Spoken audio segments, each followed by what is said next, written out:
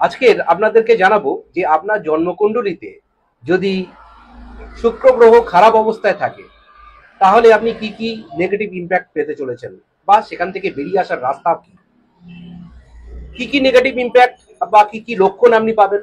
লক্ষণ নাম্বার 1, আপনার ভালোবাসা ব্রেকআপ হতে চলেছে। তার মানে শুক্র অলরেডি আপনার নেগেটিভ ইম্প্যাক্ট দিচ্ছে। প্রতিবারই আপনি ভালোবাসায় ধোঁকা খাচ্ছেন বা প্রতারিত হচ্ছেন, এটা সিমটম নাম্বার 1। সিমটম নাম্বার 2, যদি আপনার বিবাহিত জীবনে সব সময় কিছু না কিছু সমস্যা থেকেই যায়, যদি আপনার এরকম মনে হয় যে এই সম্পর্ক না রাখাই ভালো, তাহলে আপনার শুক্র গ্রহ প্রচন্ডভাবে দুর্বল এবং পীড়িত, সে আপনাকে নেগেটিভ ইম্প্যাক্ট দিচ্ছে।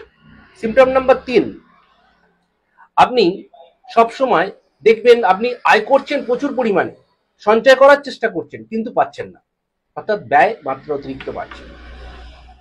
সিমটম নাম্বার 4, প্রজনন অঙ্গে কিছু না কিছু ব্যাধি বা কিছু না কিছু রোগ লেগেই রয়েছে এবং এই রোগের কারণে আপনার সার্জারিও পর্যন্ত হচ্ছে।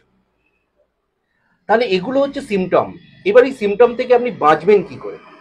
এই সিমটম বা এই লক্ষণগুলো যদি আপনার জীবনে কন্টিনিউয়াস হতে থাকে, তাহলে আপনি এখান থেকে কিভাবে বেরিয়ে আসতে পারবেন, তার প্রতিকার কি হতে পারে?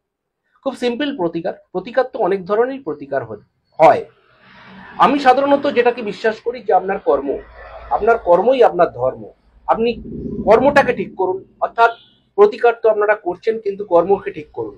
যেমন আপনি আপনার স্ত্রীকে আপনার সাধ্য মতো কিছু গিফট দেওয়ার চেষ্টা করুন, এটা 1 নম্বর। 2 নম্বর কথা হচ্ছে কি, আপনি র্যান্ডাম আতর বা পারফিউম ব্যবহার করুন। তো এই দুটো উপায় যদি আপনি কন্টিনিউয়াস করতে থাকেন, আপনার শুক্র গ্রহের নেগেটিভ ইম্প্যাক্ট থেকে আপনি সহজেই বেরিয়ে আসতে পারবেন। সকলে খুব ভালো থাকবেন, সুস্থ থাকবেন, আপনার দিন শুভ হোক। নমস্কার।